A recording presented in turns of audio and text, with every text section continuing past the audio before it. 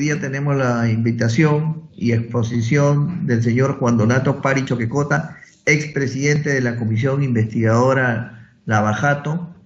Le agradecemos desde ya su presencia a fin de exponer sobre los alcances de lo investigado en la Comisión Especial encargada de investigar el pago de presuntas coimas a funcionarios peruanos por parte de las empresas brasileñas Odebrecht, Camargo Correa, OAS, Andrade Gutiérrez, Queiroz Galbao y otras. Le damos la más cordial bienvenida y antes de concederle el uso de la palabra, procedemos a tomarle el juramento. Señor Pari, señor Juan Donato Pari Choquecota, ¿jura usted decir la verdad y nada más que la verdad para que la Comisión Especial Multipartidaria que nos ha conferido el Congreso de la República, encargada de investigar la presunta comisión de ilícitos en el sector de la construcción, logre sus objetivos? Sí, juro. Si así lo hicieres, que Dios y la patria os premie. De lo contrario, os lo demanden. Estando juramentado, señor Pari, queda usted juramentado y le otorgamos el uso de la palabra y luego abriremos, como es normal, un rol de intervención. Muchas gracias.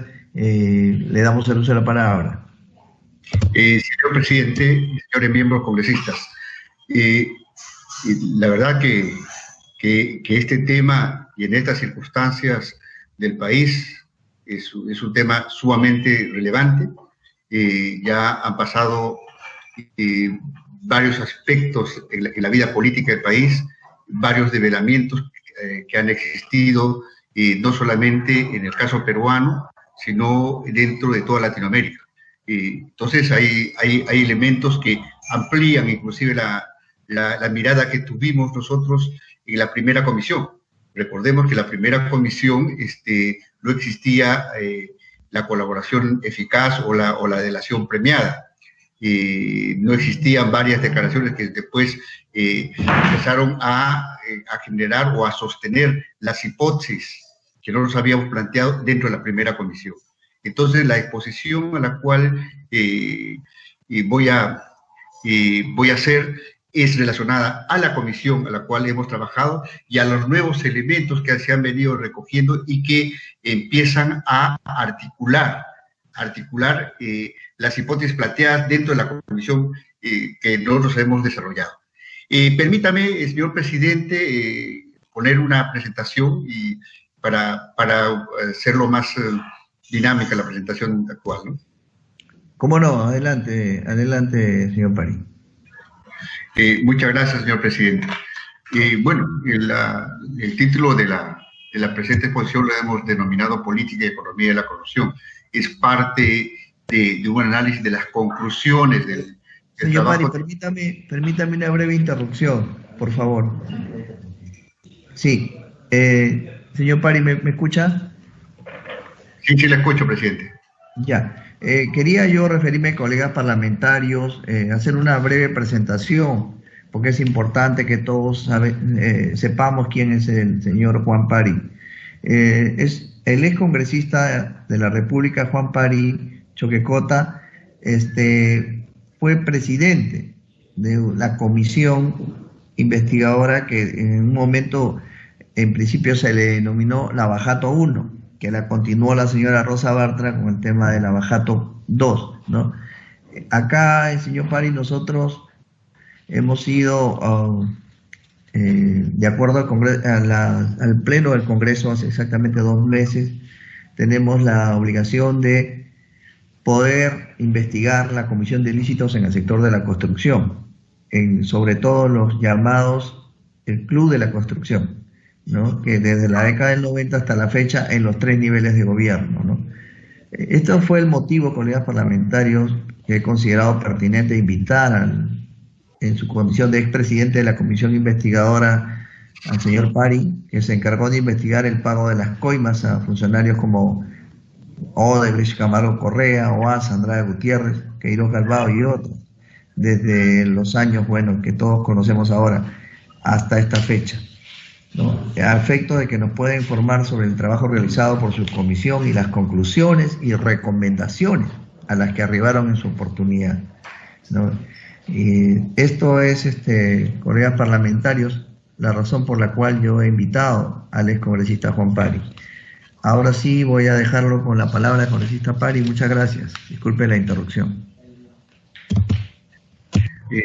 Muchas gracias, presidente. Pero, como le vuelvo a reiterar, la exposición que le hemos denominado política y economía de la corrupción, porque recoge el sentido, el conjunto de las conclusiones. Porque la función del Congreso de la República es investigar la función pública, la responsabilidad política de esa función pública. El Ministerio Público tiene otras características, persigue el delito, personaliza el delito. En el caso nuestro es buscar cuáles son los elementos o los nodos que mueven a la corrupción y que realmente generan un gran problema a todo el sistema político y económico del país como país, más allá de la personalización. Entonces, una frase bien fuerte: yo financié a todos.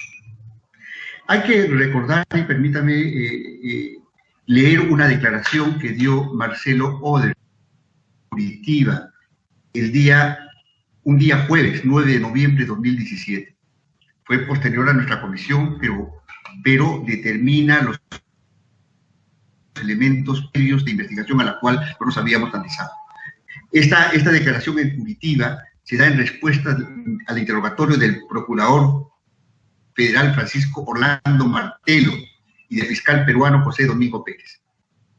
Y la respuesta que da Marcelo Odres en la pregunta 17 dice lo siguiente: ahora mi entendimiento entero es que nosotros apoyamos a todos los candidatos presidenciales del Perú, todos los partidos y probablemente varias elecciones para congresistas. Era normal que los países en los que operábamos hiciéramos eso. No solo apoyamos al partido de gobierno, sino también a la oposición para hacer una red. Esa declaración es sustancial para poder entender cuál fue el comportamiento político y cómo es que la corrupción empezó a capturar todo el sistema político. No solamente a quienes asumen la función pública, sino también a los que deberían asumir el control político, o sea, el Congreso de la República. Entonces, la captura de estos dos elementos, del que gestiona las políticas, ¿ya?, el que decide las inversiones en el país, el que decide cuál es lo prioritario para el país, y los que deben asumir el control político de esas decisiones. La corrupción, ahí, y en palabras de Marcelo Odres, ellos tenían que hacer una red, tenían que hacer un allanamiento, romper esa relación que es parte y sustento de la democracia. Entonces la corrupción simplemente allanó este tema. En la misma declaración dice lo siguiente, en otra pregunta, dice, y Marcelo, entiendo que la mayor parte de las veces apenas las tratativas políticas como los salían a través de nuestros socios. Es muy probable, por ejemplo, que los pagos fueron hechos por los socios.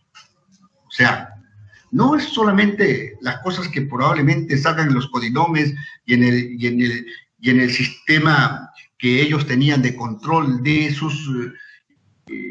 los pagos, sino que también hay responsabilidad, y claramente dicha, por los socios de Odres.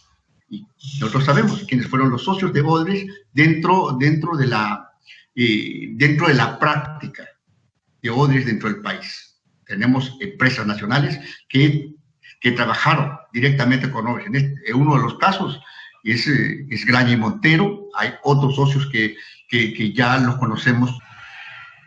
Una de las cosas que siempre ha sonado en los últimos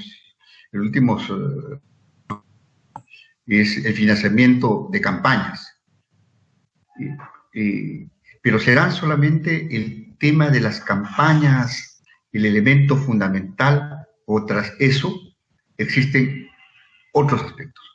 Porque si solamente queda como financiamiento de campañas, como se ha querido ver, tanto mediáticamente y tanto en la forma en que se ha expresado, es que estaríamos viendo un tema, como ya lo han dicho algunas personas o algunos partidos beneficiados de estos aportes.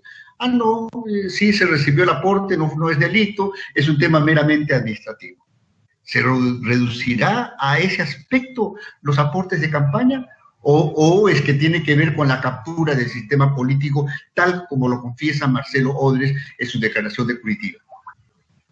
Lo hemos puesto con términos poco fuertes, quizás provocadoras, porque como ex congresista y ustedes como congresistas, estamos en un foro político y nuestro raciocinio y nuestra respuesta ante el país es una respuesta política. Y lo que hemos visto en todo el proceso de investigación y después de nuestra responsabilidad dentro de la comisión, la primera comisión de Lavallato, es que se capturaron todos los poderes. Los que están en el Ejecutivo, los que están en el Poder Legislativo, lo que ha sucedido en el Poder Judicial. Ahora sabemos todo el tema y la historia de los famosos cuellos blancos.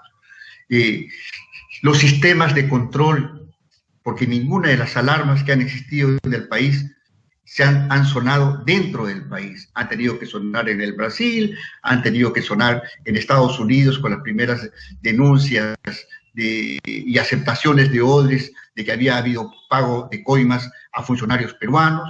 Ha tenido que sonar en Andorra, pero en nuestro país simplemente esas alarmas no funcionaron. ¿Eso qué significa?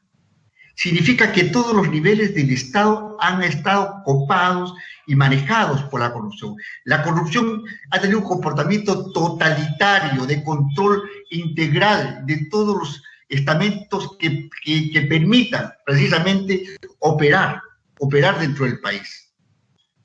Y con el propósito y con los fríos cálculos de ganancias al futuro. Es la compra del derecho a la preferencia. Eso es lo que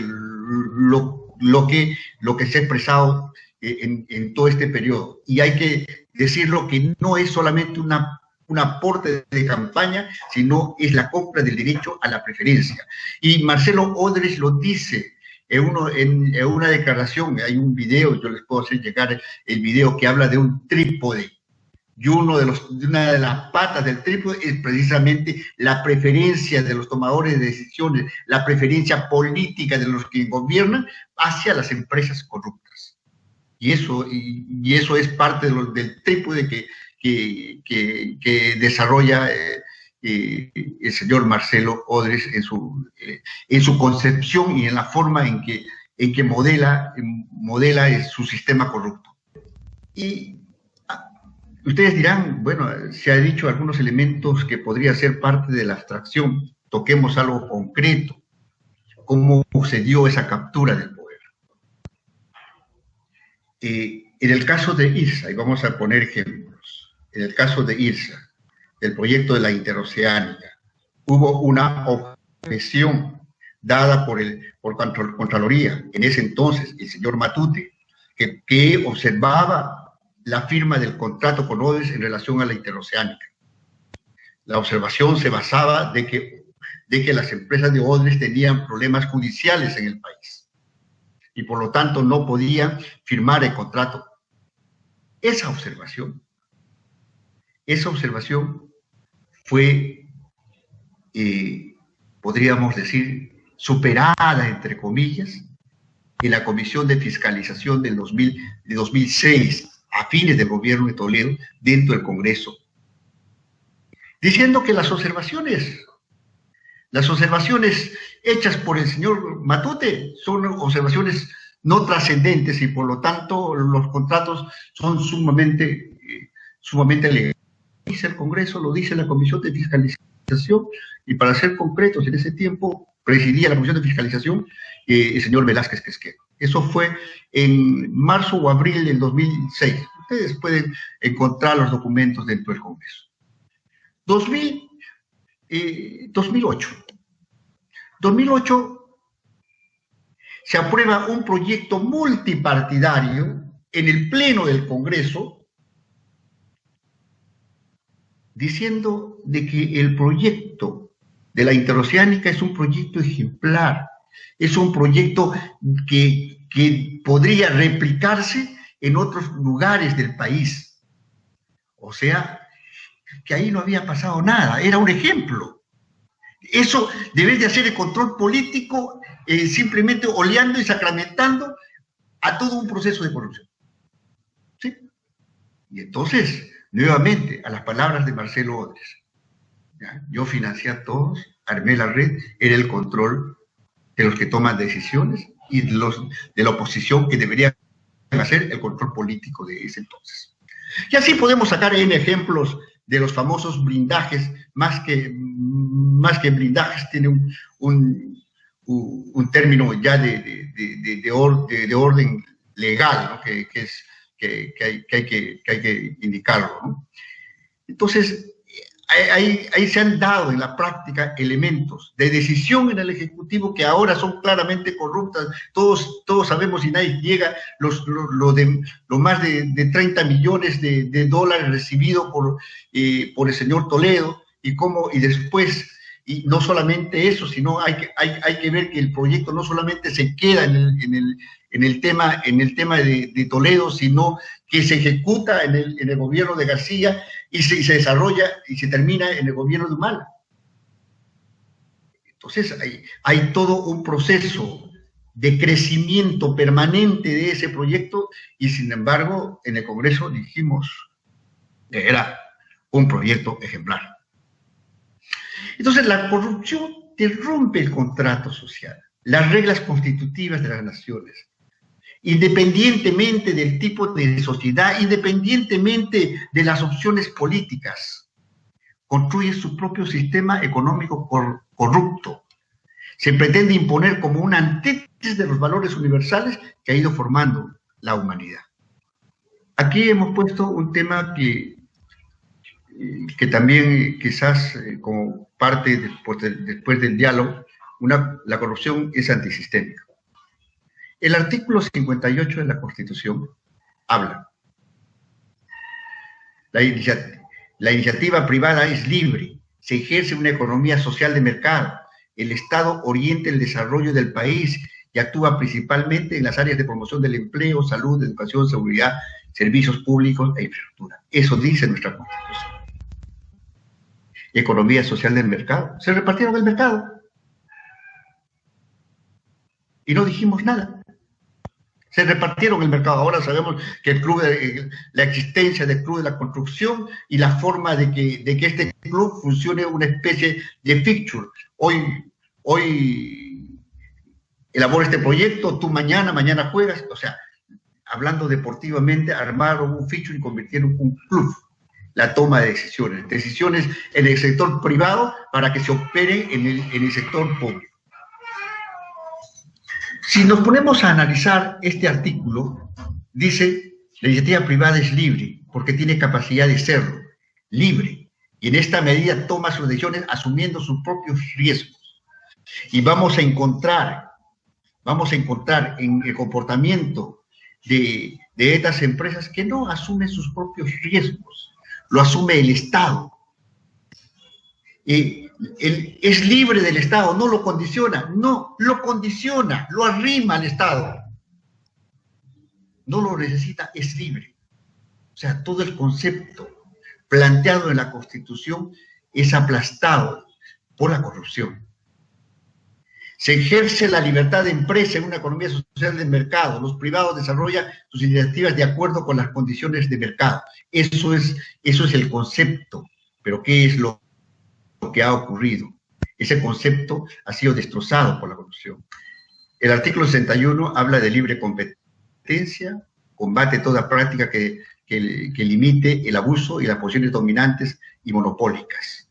¿Y cuál ha sido el comportamiento? Se repartieron el mercado, se elimina la libre competencia, funciona como cártel dirigido por Odres y dentro del cártel empresas brasileñas y empresas peruanas. Se obtuvo el dominio del mercado y de las decisiones políticas, o sea, una violación extrema de este artículo constitucional. ese es un tema que tenemos que debatir, cómo es que la corrupción ha dado una respuesta contra los elementos constitutivos de nuestra patria. Por ejemplo, aquí podemos ver una situación concreta. El Consejo de Ministros, en relación al tren eléctrico, ¿ya?, realizado en el mes de 19 de febrero de 2009, considera claramente en su documento de que este proyecto es financiado por el sector privado. Ese financiamiento es por el sector privado y así fue aprobado en el Consejo de Ministros. Pasado unos días, publicado ya en el peruano, ¿ya?, 8 días después, aparece de que la fuente de financiamiento es totalmente por el Estado. ¿Sí? O sea, una cosa se acuerda en el Consejo de Ministros, pasan 8 días y sale diciendo totalmente lo contrario. Que un elemento fundamental, importante dentro de las decisiones, porque un dispositivo como estas tiene que responder, un decreto de urgencia tiene que responder a un acuerdo del Consejo de Ministros, y sin embargo esta norma sale diciendo totalmente lo contrario en términos de financiamiento que ese acuerdo de ministros. Eso es lo que ha venido ocurriendo, o sea, la manipulación y las formas de cómo se construyen las normas de acuerdo al cliente se empezaron a dar bajo esta forma. Este es un ejemplo de cómo es la manipulación y el manejo de las normas y la transgresión de las normas en los proyectos. Otro ejemplo de cómo se ha venido transgrediendo el tema de las normas. El decreto 081 de 2010 transgrede el Sistema Nacional de la Inversión Pública. El Sistema Nacional de Inversión Pública, como ustedes conocen, tiene como propósito que las decisiones de inversión pública sean racionales, eficientes y cautelen el patrimonio público. Este decreto supremo exceptúa el proyecto del tren eléctrico de la aplicación de la ley 27.293 que tiene que ver con este sistema. Pero que hasta ahí podemos decir, sí, pues fue un asunto de prioridad y ya puede haber una racionalidad de tratar de acelerar este proceso. Pero lo que ha pasado aquí es que la decisión de suspender y de exceptuar la aplicación de la ley 27.293 se da después del contrato. Pasemos a la transparencia y ahí tenemos la prueba. El contrato se firma el 23 de diciembre de 2009 y se exceptúa los estudios, de todos los estudios y del sistema, el 11 de marzo de 2011. O sea, el manejo normativo se hacía de acuerdo a quien lo pedía y se acomodaba de esa forma, transgrediendo totalmente las normas. La inversión separada de la recuperación de la inversión. O sea,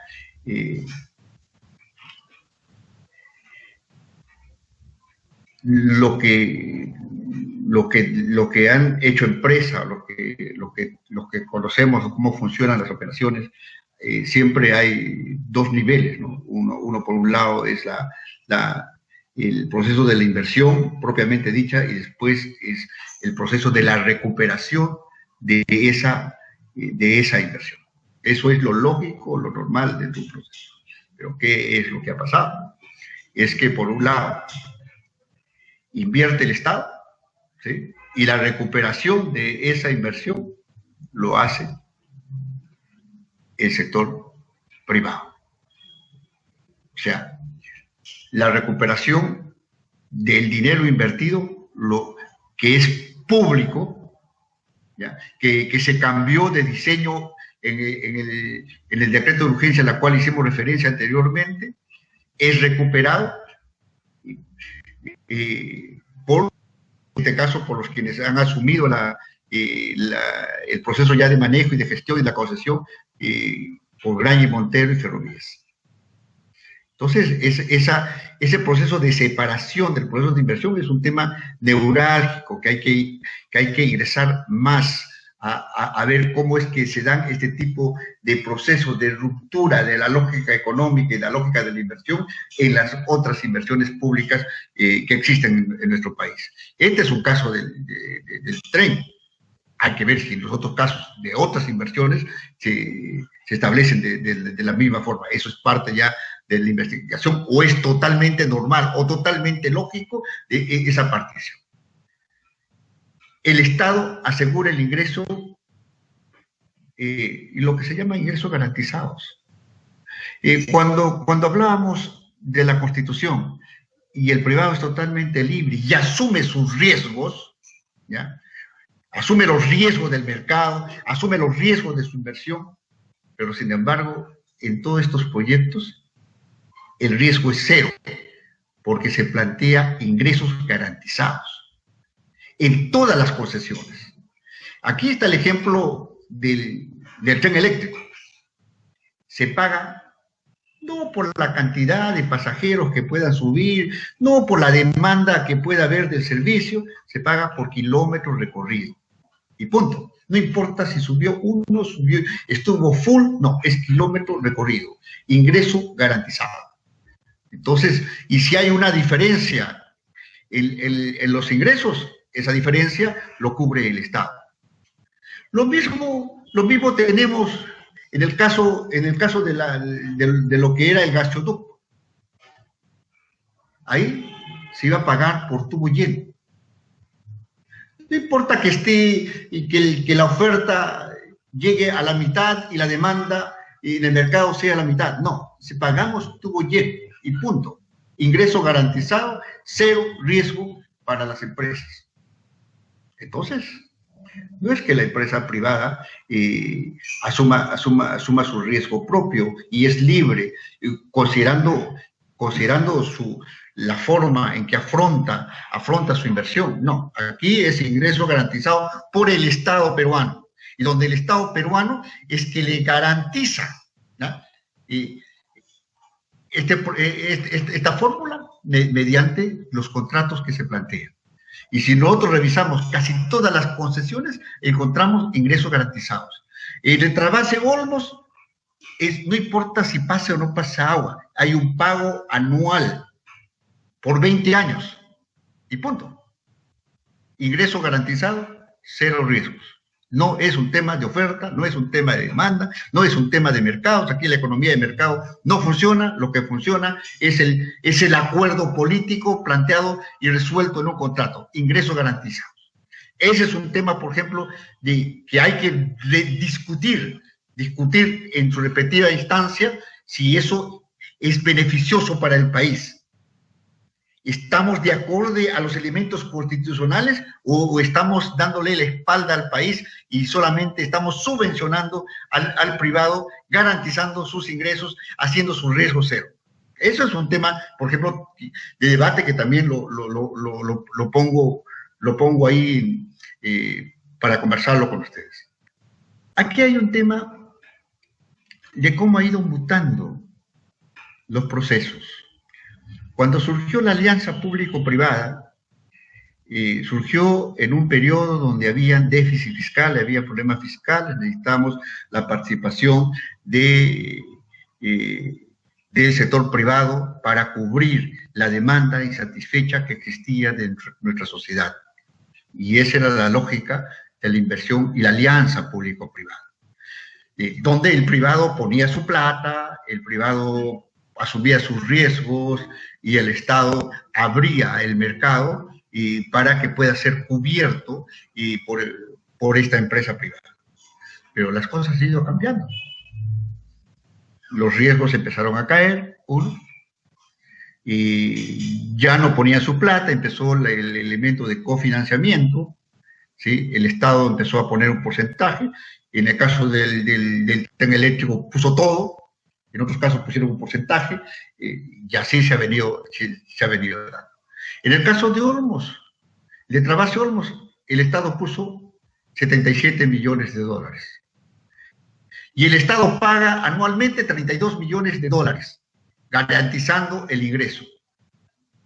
Y ningún empresario agrícola lambayecano logra adquirir tierras irrigadas en Olmos. Son 20 empresas beneficiadas del proyecto Olmos. Bueno, dirán, pues, pero tienen empleo, el gran anhelo está formado en peón de las tierras de Olmos, y no llenar la expectativa de la gente que realmente quería este proyecto, quería tener una tierra irrigada. Entonces, ese es un tema de discusión. O sea, se hace un proyecto para favorecer un grupo de empresas, o se hace un proyecto donde se garantizan los ingresos a las empresas. 32 millones de dólares anualmente. Eso es lo que hay en el caso de Olmos, ¿no?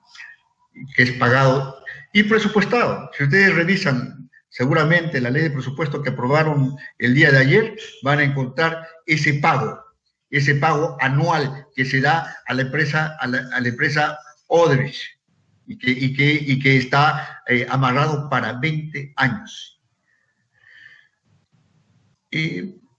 Bueno, seguiremos pasando para abreviar, porque realmente es bien larga, ¿no? Bueno, las ventajas están asociadas a los contratos que están dados, pero aquí hay un tema que es el otro elemento que es importante poner en tapiz: generar sobrecostos y arbitrajes.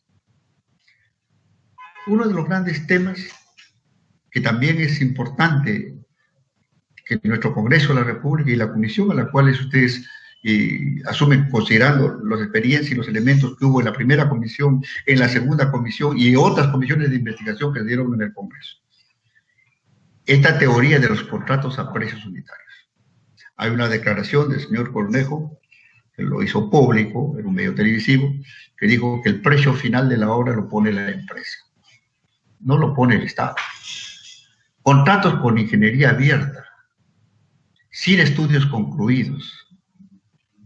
Se avanza la obra y se paga, se avanza la obra y se paga. Abierto hacia N posibilidades de sobrecostos. Proyecto que se contrata por 810 millones de dólares en el caso de IRSA, termina a costar más de 4.500 millones de dólares. Contratos sin ingeniería, quizás sin ingeniería cerrada, con el caño abierto para que esto pueda subir. Inclusive, si vemos el contrato del metro, encontramos diciendo ahí en el objetivo: se adjudica la buena pro para la obra y se encarga la elaboración del expediente técnico. O sea, contractualmente se admite que el expediente técnico no existe y que la empresa constructora va a elaborar su propio expediente técnico y pueda subir al precio que se considere. Ese ha sido el mecanismo, y podemos ver en diferentes proyectos el mismo comportamiento: contratos a precios unitarios, sin estudios definitivos y con obligaciones que el concedente incumple.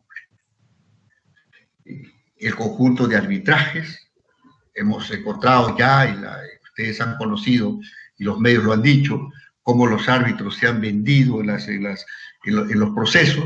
Tenemos varios casos de arbitrajes que son muy sospechosos, e inclusive las cuentas de Andorra lo indican, ¿no? Entonces, bueno, avanzo, lo ajusto de acuerdo a mi gusto, y por lo tanto, si no me aceptan, me voy al arbitraje y aumento el proyecto, y así va aumentando el costo del proyecto. Y eso es lo que se ha venido dando casi en la gran mayoría de licitaciones que han habido en el país. el propósito de neutralizar los controles. Tenemos el caso de UNOPS, tenemos la Organización de Estados Iberoamericanos para la Cultura y la Educación, EIE, que los trabajos en Ancash, con el famoso señor Álvarez, que fue presidente regional, que está ahora preso, y fue un organismo internacional. Tenemos el organismo internacional que tiene que ver con las migraciones y que se construye el centro de convenciones. Pero bueno, puede decir, bueno, eso es normal y que un organismo internacional le dé celeridad, le dé mayor claridad, pero no ha ocurrido así. El señor Contralor, Curi, en una de las comisiones, y esto no fue en Lavallato, sino anteriormente, o en otra comisión en la cual yo participé, que es la comisión de Ancash. Yo en determinado tiempo estuve de vicepresidente de esa comisión. Dijo, no podemos intervenir porque ellos tienen inmunidad diplomática. Pero si son fondos del Estado, son fondos de todos los peruanos. Pero no, hay inmunidad diplomática y por eso no podemos intervenir. Contraviniendo la ley orgánica de la propia Contraloría, donde dice que tienen que intervenir en donde se gestionan los recursos públicos. Si ustedes ven la ley orgánica de Contraloría, ese es un mandato dado por ley. Pero no, estos procesos están con inmunidad diplomática y por lo tanto no se puede investigar cómo se hizo la licitación y cómo se maneja los recursos públicos considerando este medio de proceso dado por organismos internacionales. Un organismo internacional que tiene que ver con la educación y la cultura metido en la construcción de carreteras. Un organismo que tiene que ver con conflictos y problemas migratorios construyendo el centro de convenciones. Un organismo de las Naciones Unidas que su mirada es mucho más grande, que tiene que ver con las personas vulnerables del mundo, haciendo procesos que están relacionados a construcciones. Esa desnaturalización no va con la intención de que hay la voluntad de aportar con el desarrollo, sino en el fondo es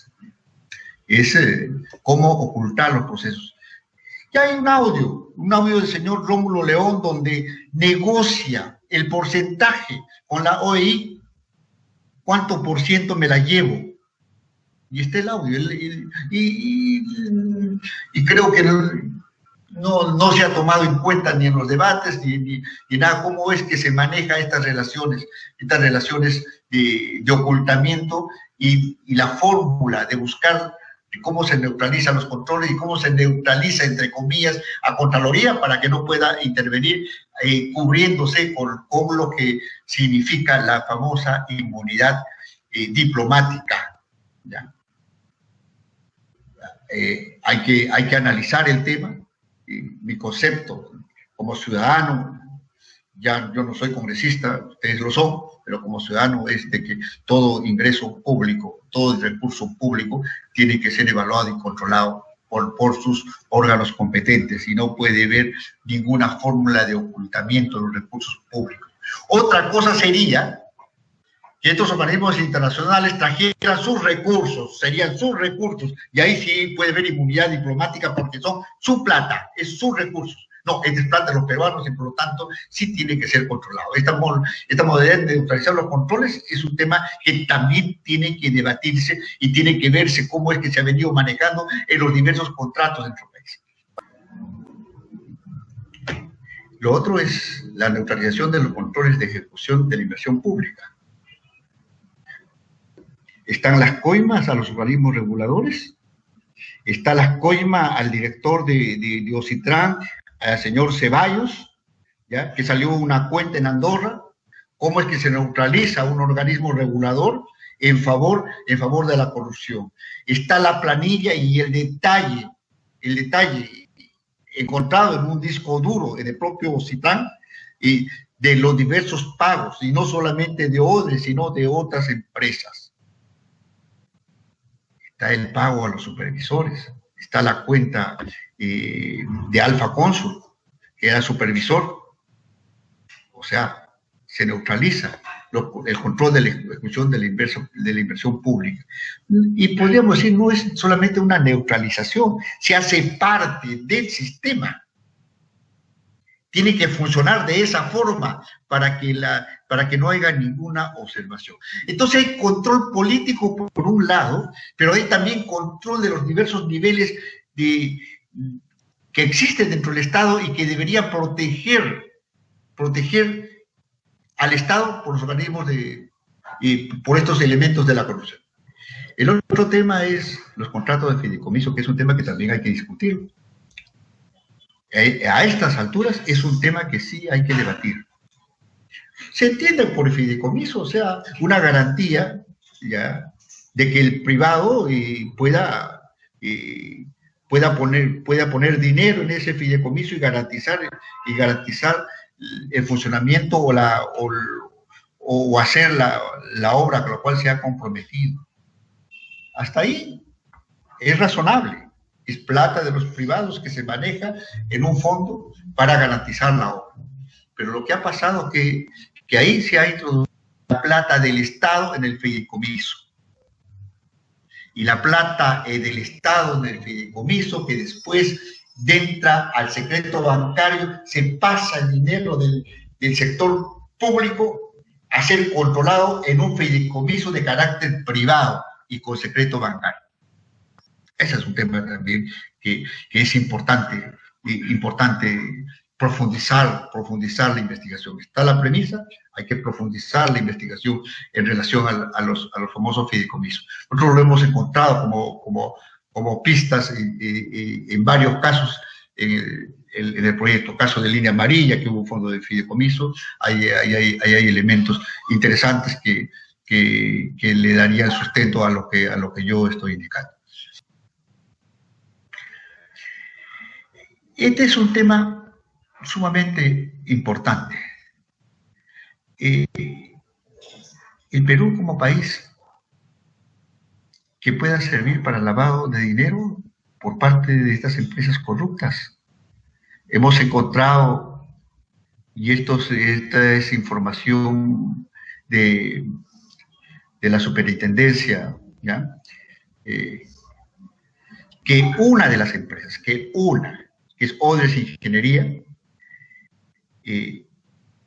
ha operado más de $1.000 millones, que supera el doble de dinero contractuado en el país, porque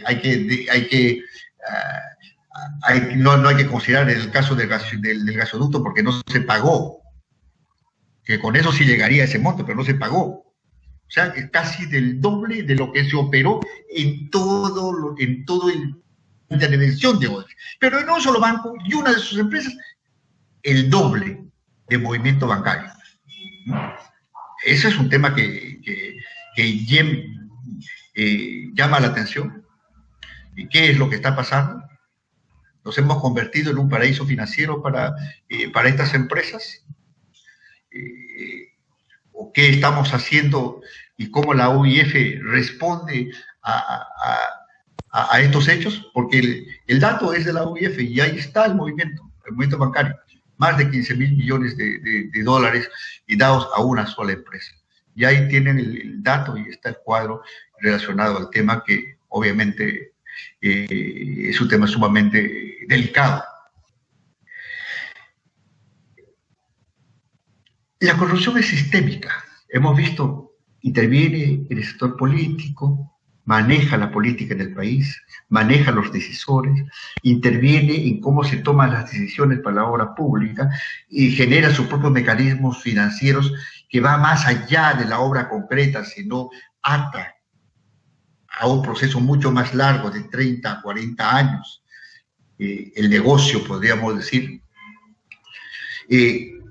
controla los mecanismos de defensa que tiene el país, o sea, los organismos de control, los organismos públicos como Contraloría, las neutraliza a los organismos reguladores, neutraliza a los que tienen que hacer la evaluación de los proyectos. O sea, es un tema sistémico, pero el riesgo es que cuando las investigaciones solamente se toman por un solo elemento, no, vamos a investigar las coimas, o vamos a ver solamente los codinomes, y a ver cuánto de plata recibe. Está bien, hay que personalizar el delito, me parece correcto. Hay que ver quién asumió el delito y quién es el responsable, capaz de esa decisión pública y recibió plata de por medio.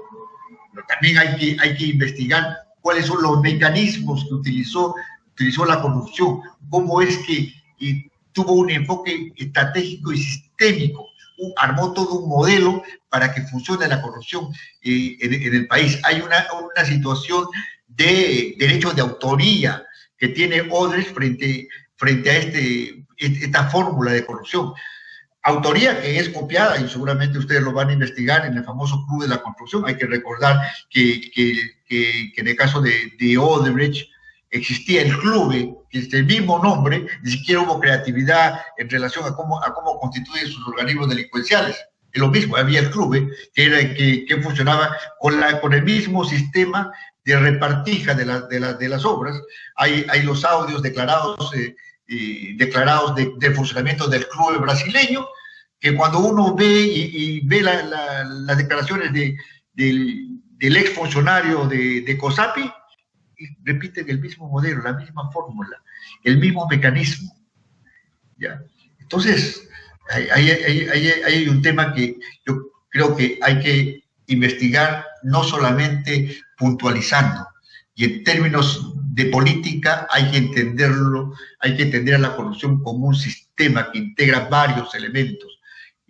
La política, la forma en que se concesiona la obra pública, cómo se neutralizan los sistemas de control, cómo se generan los sistemas de financiamiento, ¿ya? Y cómo es de que se absorbe los recursos de los peruanos para financiar a estas empresas corruptas.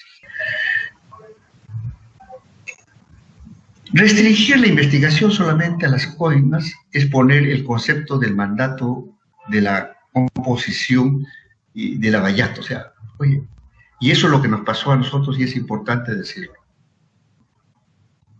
Miembros de investigar las coimas que dieron las empresas corruptas a funcionarios. Las coimas tienen una connotación penal y restringir solamente a ese elemento ya era una camisa de fuerza a la cual nosotros hemos tenido. El primer debate que se dio entre la comisión era conceptualizar qué es la coima. Y determinamos que la coima es una transacción. O sea, no es solamente la dación del dinero, ¿ya? Sino es la contraprestación de esa dación de dinero, que tiene un objeto, y que no solamente es el tema de la coima, sino es el tema, como dicen los peruanos, nosotros los peruanos, como fórmula o como entendimiento popular, es la aceitada de toda una maquinaria de corrupción. ¿Qué es una coima? Es una aceitada. Te aceitas la pieza para que funcione toda la maquinaria de la corrupción. Entonces no se puede restringir solamente la investigación a la coima. Es la investigación de todo el sistema. Es la investigación de todo el modelo de corrupción.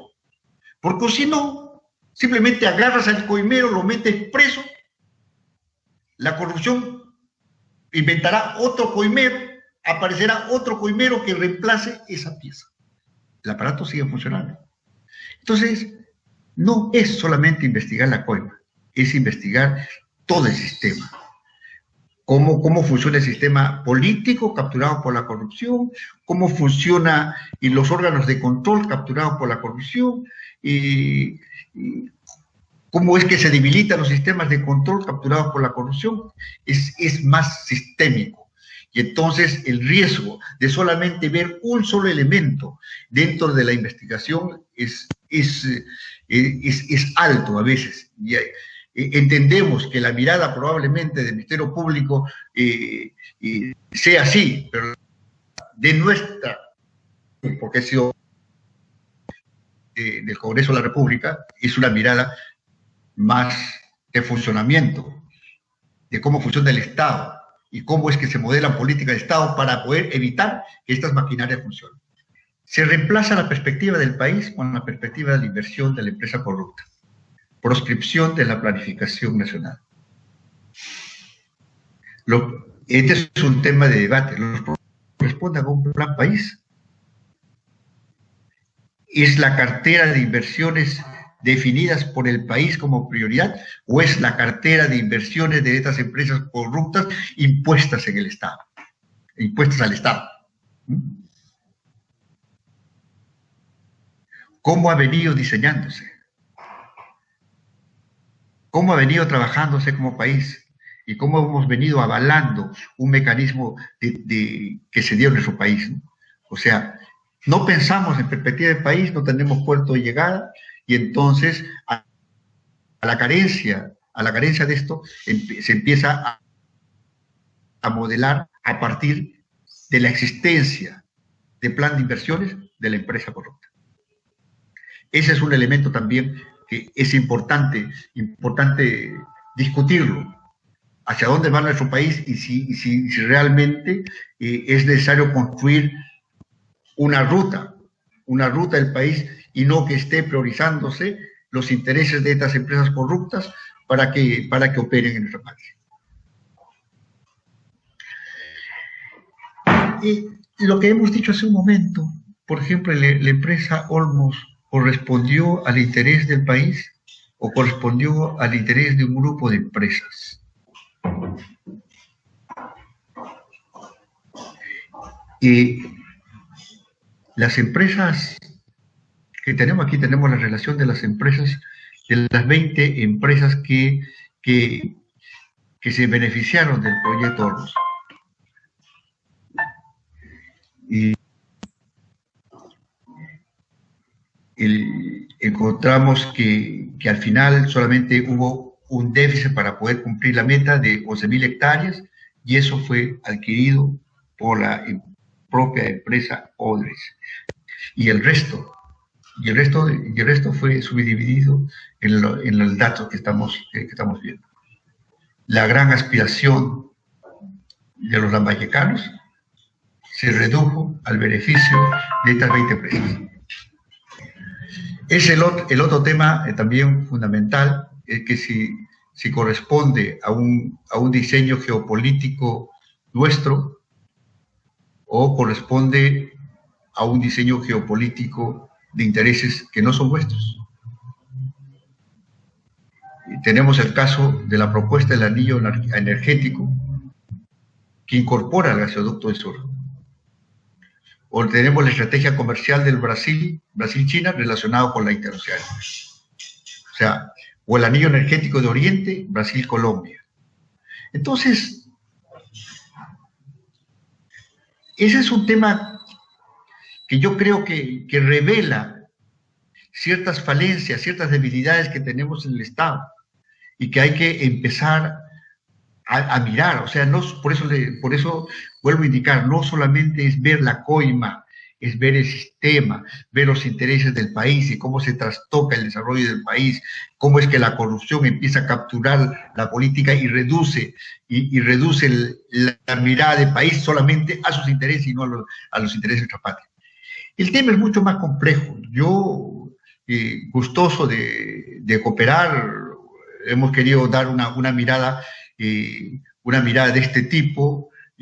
Yo sé que los elementos planteados tienen sustento en la experiencia y en la dación de los diversos hechos, y por lo menos en la parte de nuestra investigación hay información al respecto, o las investigaciones también realizadas posteriormente. Hay que recordar que nuestra investigación de la primera comisión Lavallato tuvo un espacio muy corto y quizás muy coincidente con el espacio que vuestra comisión tiene, solamente no más de 6 meses. o sea, y casi al filo de concluir la legislatura, y por eso es de que hay muchas cosas que no se pudieron absorber en su momento. Pero sin embargo hubieron nuevos acontecimientos, nuevas delaciones, nuevos elementos que empezaron a darle fuerza a las hipótesis planteadas desde el origen. Y es por eso que me he atrevido a decir algunos elementos que se desarrollaron después de la investigación nuestra, que le dieron fuerza y pie a las cosas investigadas en su momento. Después hubo la experiencia desarrollada por la señora Bartra, que tuvo 2 años. Y bueno, ese es un tema que ahí está la información, es cuestión de cómo analizarlo, cómo digerirlo, cómo gestionar esa información para que realmente pueda contribuir, al margen de las miradas que pueda tener una u otra persona sobre mi informe o sobre los informes posteriores. Yo creo que el país está por delante, hay que ver cómo es de que hacemos un trabajo serio de lucha contra la corrupción. Yo insisto de que hay que darle una mirada sistémica, no podemos ver el tema por partes. La corrupción funciona sistémicamente y luchar contra la corrupción hay que luchar también con un enfoque y una mirada sistémica, integral, ver todo el mecanismo, no ver partes, no ver solamente piezas, no solamente ver a quién se metió preso y ahí contentarnos con el trofeo. No, hay que ver todo el sistema, todo el mecanismo.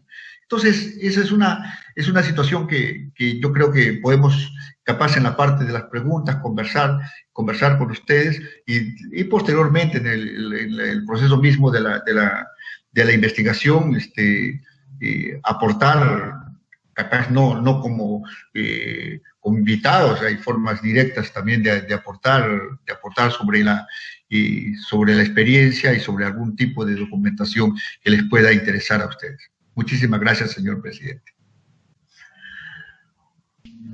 No, a usted las gracias, señor Juan Pari, a usted las gracias por su exposición y también, bueno, personalmente lo felicito porque creo que usted ha hecho no solo un enfoque de lo que ha sido su investigación, sino también usted está haciendo un enfoque de lo que es en realidad, hablando políticamente, porque somos un foro político en el Congreso, de cómo en sí esto no solo afecta a un tema económico o un tema de delitos, sino un tema que afecta en general a todo el Estado peruano y a sus distintos estamentos, ¿no? Esto en realidad me parece muy interesante. Quisiera conceder el uso de la palabra a los colegas parlamentarios para las interrogantes.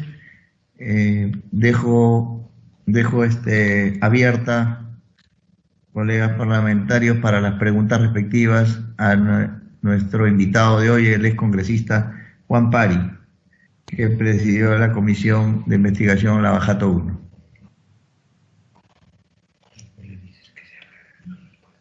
Y le pediría, bueno, vamos a ir adelantando algunas preguntas porque he estado atento a toda su exposición, excongresista Juan Pari.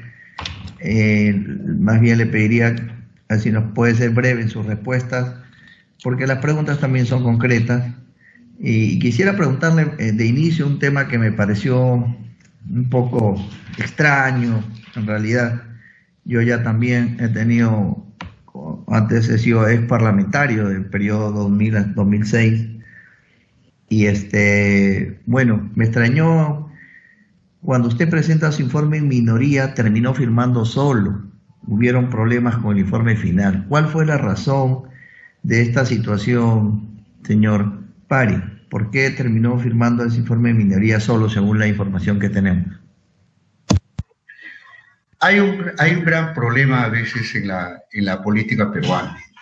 A veces muchos parlamentarios confundimos nuestro rol de ser personas que asumen una responsabilidad de control político, convirtiéndose en escuderos de sus opciones políticas. Y lo que ha pasado en la comisión es lo siguiente: 7 integrantes, un representante del APRA 2 representantes del gobierno de Humala, un representante del gobierno de Toledo, ahí ya son 4, 2 representantes del Partido Fujimorista que se abstuvieron en la votación, y mi persona.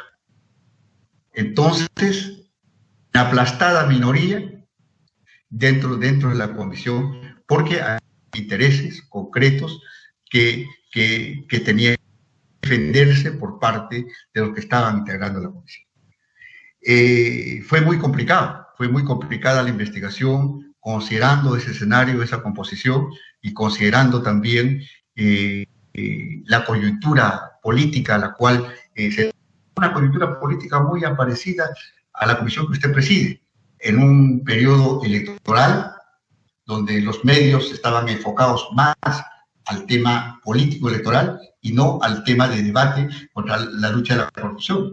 Eso fue un tema que empieza a tener preponderancia, y mucho después la preponderancia mediática era cubrir cómo se daba el proceso electoral en ese entonces. Entonces, un escenario político complicado, porque las prioridades estaban por otro lado, y la composición de la comisión se daba de esa forma. Hay muchos detalles a la cual se podría narrar sobre eso, y los roles y las formas y el comportamiento político de los integrantes de la comisión.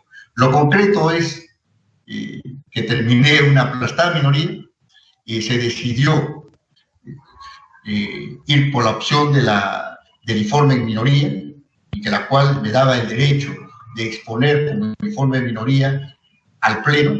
Se boicoteó la discusión y el debate del informe en el Pleno. Ahí hay temas claros de boicot que en un momento lo narraremos públicamente. Estamos escribiendo este proceso.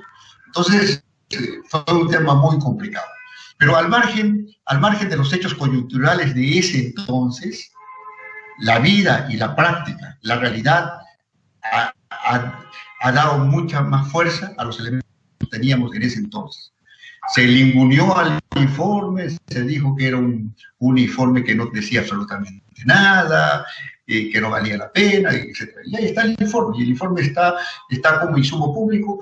Nosotros, ya que no se debatió en el Pleno, por lo tanto no fue aprobado en el Pleno, se tuvo que presentar como ciudadano al Ministerio Público. El informe fue presentado al Ministerio Público como ciudadano, porque había un entendimiento de cómo estaban marchando las cosas con sus respectivos anexos. Y ahí, lamentablemente, el Congreso no lo debatió. Hubiese sido interesante en ese momento, quizás otra historia hubiese ocurrido. Es una pena, ¿no?, lo que usted nos dice, ¿no?, que el mismo Congreso no aprobó, no discutió un informe que conocemos, los que estamos en política ya por más de 20 años, conocemos perfectamente. Lo que usted nos está diciendo, señor Pari, que había una corrupción en el Poder Legislativo, un blindaje en todo caso de personas. Discúlpeme que le pregunte, ¿quién era el congresista del grupo del expresidente Alejandro Toledo, señor Pari? ¿Quién era? Primero estaba Carmen Gomonte. Carmen Gomonte, pero después fue cambiado, ya en el periodo ya de la aprobación, fue el congresista Julca. Modesto Julca. Sí, él fue el que estuvo en representación del partido de... Jefe de zona de la época de Alejandro Toledo. Él fue, ok, Modesto Julca. Sí, el congresista Poranca, eso no, que es paisano de Alejandro Toledo, creo. A él se refiere, ¿no, congresista Pari? Disculpe. A él se refiere, él fue el representante de Toledo. Ok, gracias. En la investigación a su cargo, señor Pari, usted identificó, por lo que ha expuesto claramente, quién es lo que hoy se conoce como el Club de la Construcción. ¿Cómo se conoció y desde cuándo más o menos esta existencia, este cártel empresarial? ¿Nos podría decir sobre el tema algo? Bueno, lo que yo podría decir es cómo se modela este Club de la Construcción.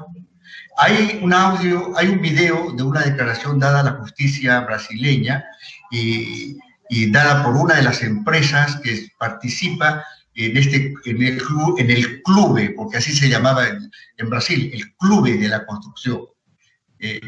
Engevit, fue representante de Engevit y le puedo pasar a la comisión el video respectivo.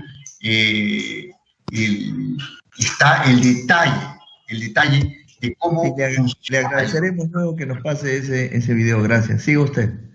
Sí, está el detalle de cómo funciona, cuál es el modus operandi del Club de la Construcción, que fue replicado y fortalecido aquí en el Perú. A final de cuentas, ¿quiénes son los que modelaron y trajeron el Club de la Construcción? O sea, no podemos separar los representantes del Club de la Construcción de las empresas peruanas con los brasileños, porque trabajaron en alianza y fueron parte del mismo modelo, fueron padres del Club de la Construcción aquí en el Perú. Entonces, no es que aparece diseñado por una empresa, una vez hay una declaración que salió en el portal de IDL, no, es un diseño ya importado, traído, y que no nos vamos a pelear entre nosotros, mejor nos repartimos la obra, hacemos un feature de obras y planteamos toda una estrategia de decisiones en el sector privado para después buscar la operatividad en el sector público. Nuestros funcionarios del Estado se convirtieron en operadores de los acuerdos del Club de la Construcción.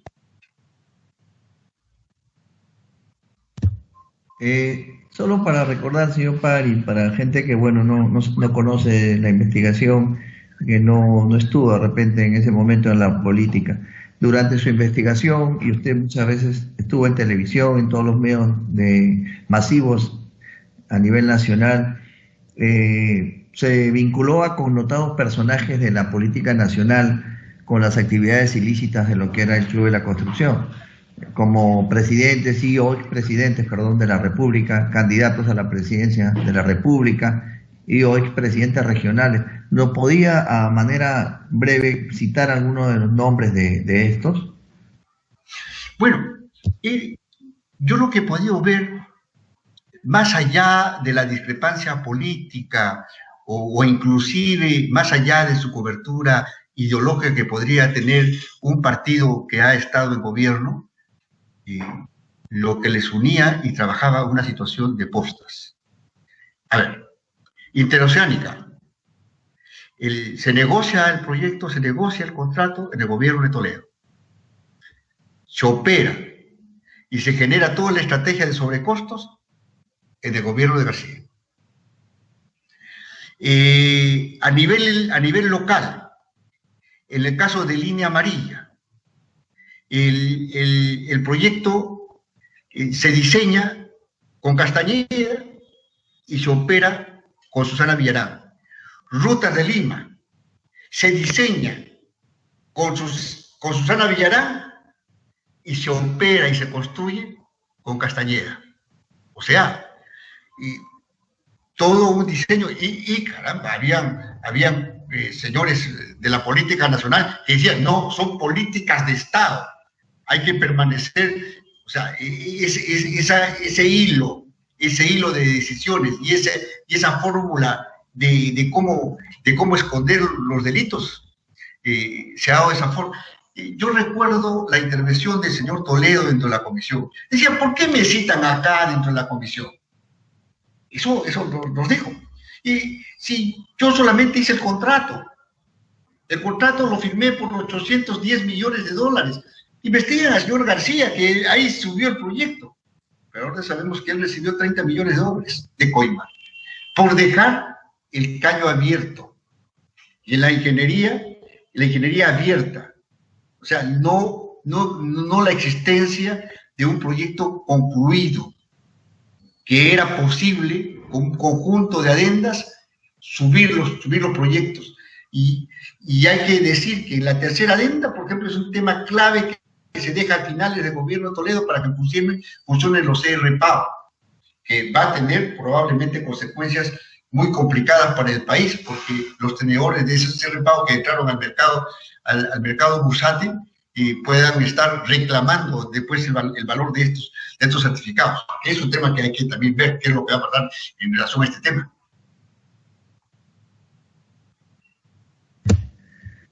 Oh, muy interesante esta última parte, estos famosos bonos del mercado externo.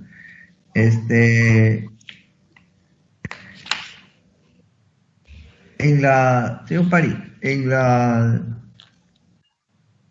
todo usted ya se ha hecho de conocimiento general los famosos temas estos de el abuso de mecanismos de solución de controversias, ¿no? Como el arbitraje, fallas en el marco normativo del sistema de contrataciones públicas, ¿no? En ese periodo, ¿se realizó alguna propuesta de reforma legislativa en ese gobierno en el que le tocó a usted? Creo que la preocupación mayor era, no hablemos de blindaje, porque blindaje es un concepto político usado. En el fondo es encubrimiento, lo que ha ocurrido. Es diferente. El blindaje es cómo proteger un elemento vulnerable del Estado. Eso es un blindaje. ¿Cuál es el elemento vulnerable? Entonces blindamos para que esa vulnerabilidad no sea afectada. Pero no ha sido así. Es encubrimiento. Y lo que ha ocurrido en el país y en el Congreso ha sido un conjunto de elementos que han encubrido y han protegido estos elementos de corrupción. Los diseños de nuevas políticas creo que es un tema pendiente, y un tema pendiente de la política nacional. Los partidos y los nuevos representantes tienen que empezar a diseñar y afrontar nuevas alternativas para este sector. Lamentablemente, el comportamiento político anterior ha sido cuestionado por el país. El país ha generado muchas respuestas frente a cómo se ha percibido la política. Pero sin embargo, la política es importante y tenemos que dar una respuesta para el país.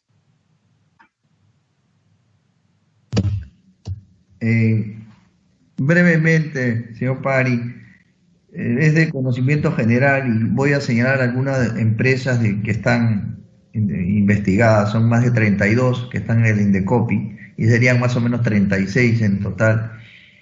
Estas empresas usted en su investigación encontró como presuntas responsables, involucradas, o sea, Camargo y Correa, Graña y Montero, COSAPI, ICSA, Obrainsa, entre otras.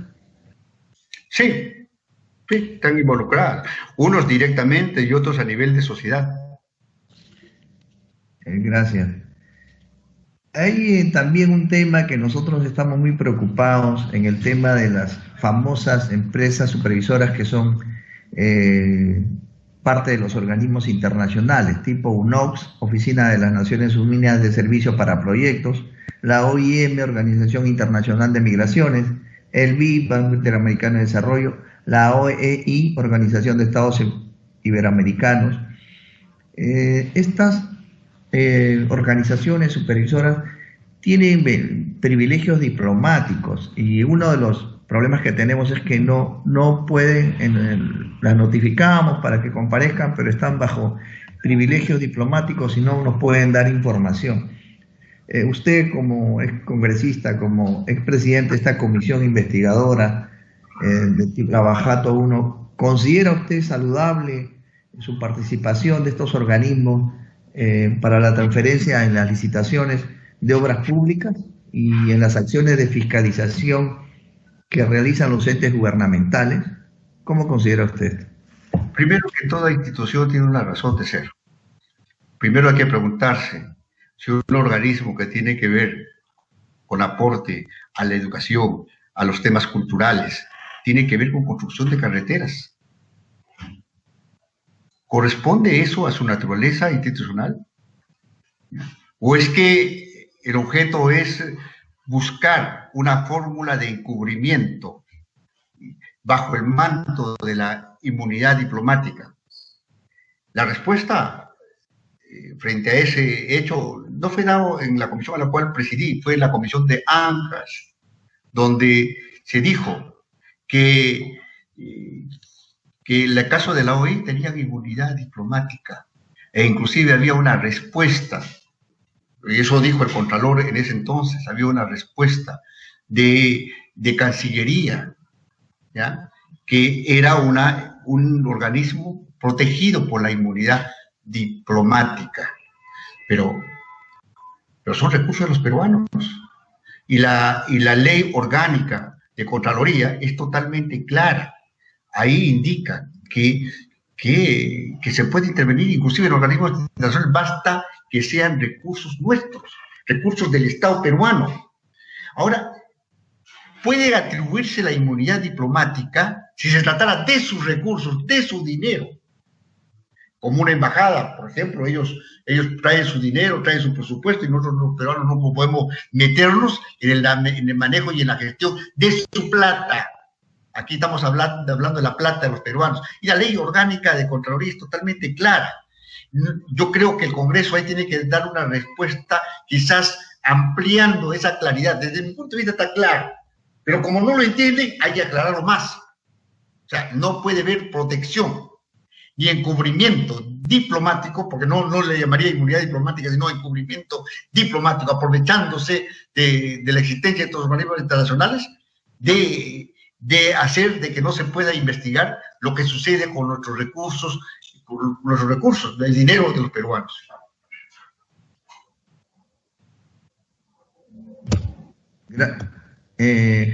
Gracias por su respuesta, creo que usted tiene claras las cosas en ese punto. Y una pregunta final, señor Pari. Bueno, pues es una cantidad muy alta en los pagos por coimas y sobornos que han habido para funcionarios peruanos y actores políticos en los distintos niveles de gobierno. Una pregunta final, señor Pari. Todas estas coimas se demostró que han sido bancarizados y también que han habido dinero en los paraísos fiscales o empresas bajo empresas offshore. Algo final para que nos diga sobre esto, ¿no? Gracias. Hay un viejo dicho que dice: del mismo cuero salen las correas, de los mismos proyectos sale la coima. No es que sea una parte de su inversión para ver cómo compran una decisión, y es su plata, y es su riesgo. No, es de los proyectos, y ni siquiera para los proyectos nacionales. Nosotros, nuestra comisión se llegó a la conclusión de que dinero de IRSA Norte termina parando en República Dominicana para pagar coimas en República Dominicana. Eso está clarísimo. Hay un informe de la Unidad de Inteligencia Financiera de la UIF sobre lo que le llaman la investigación Cobra, así lo han denominado la UIF, y ahí está clarísimo el flujo y de cómo el dinero de IRSA Norte, ¿ya?, llega, de la sobrevaloración de IRSA Norte, llega a pagar coimas inclusive en otro país. Entonces, eso es lo que ha venido ocurriendo. O sea, es dinero de los peruanos, dinero de los proyectos, dinero de las sobrevaloraciones. No es una dádiva, y lo peor todavía, los pagos a los políticos, no es que haya una afinidad política, una afinidad ideológica y que quiere aportar a la democracia, a la política peruana. No, es un tema de cómo busca apoderarse del sistema político para funcionar de esa forma.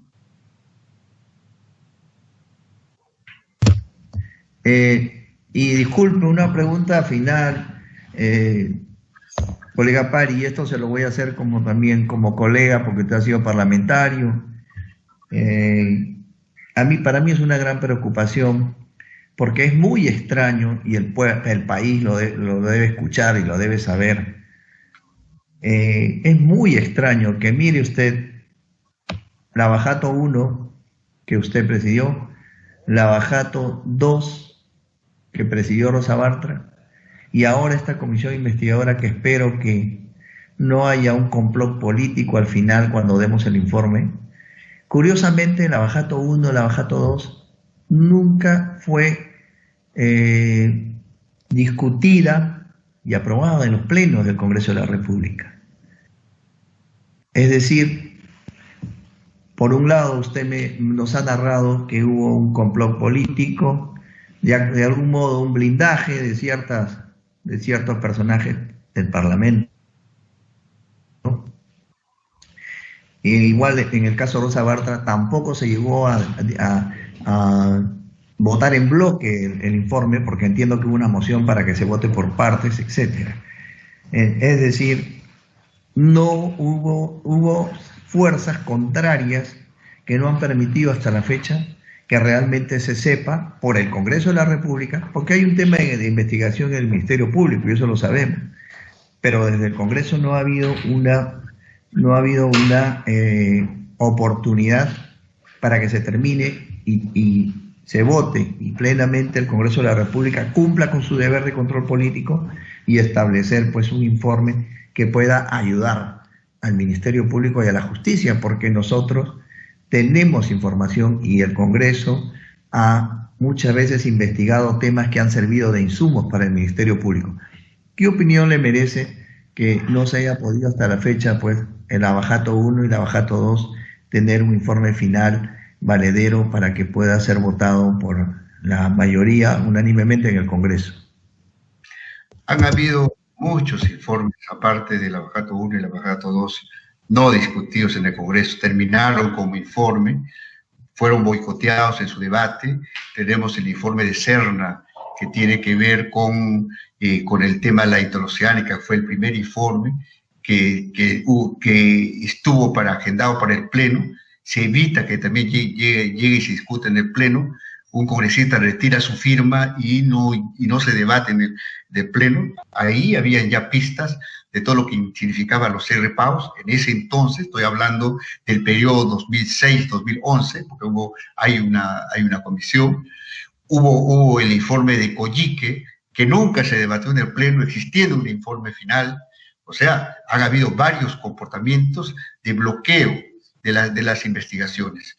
Ahora, eso ha sido un comportamiento que la política peruana lo tiene que superar y tiene que responder con suma seriedad. El nivel de desconfianza de la política por parte de nuestros ciudadanos, lamentablemente, se ha ganado a punche del comportamiento de la clase política. Yo creo que la respuesta que tiene que darse para el país, primero, no claudicar. La investigación parlamentaria, el control político, es totalmente diferente a la investigación que realiza el Ministerio Público. Hay muchos que dicen, el Congreso no debe investigar, no debe tocar, deje nomás el Ministerio Público. Las naturalezas son totalmente diferentes. La naturaleza del Ministerio Público, la investigación del Ministerio Público es perseguir el delito, personalizar el delito. En el caso de la investigación en el Congreso, es buscar la responsabilidad política del funcionario que el Perú ha confiado dentro de una función pública concreta y específica.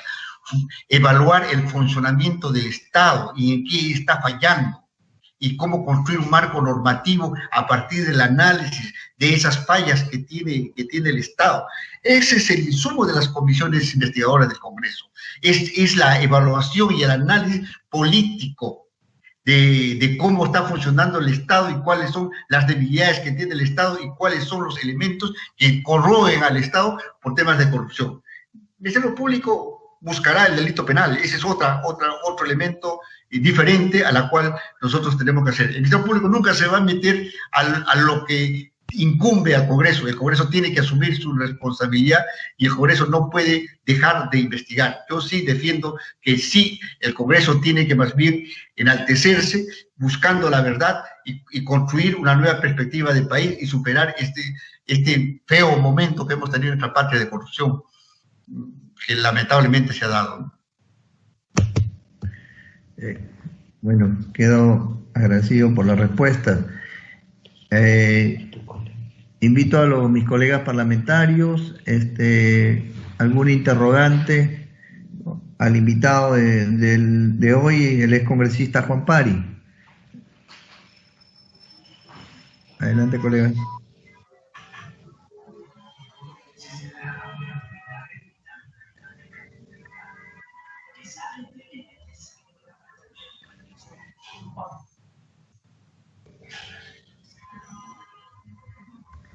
Si no hubiera ningún interrogante, quisiera darle las gracias al señor excongresista Juan Pari Choquecota Le agradecemos por su participación y lo invitamos cordialmente a retirarse. Muy buenas tardes.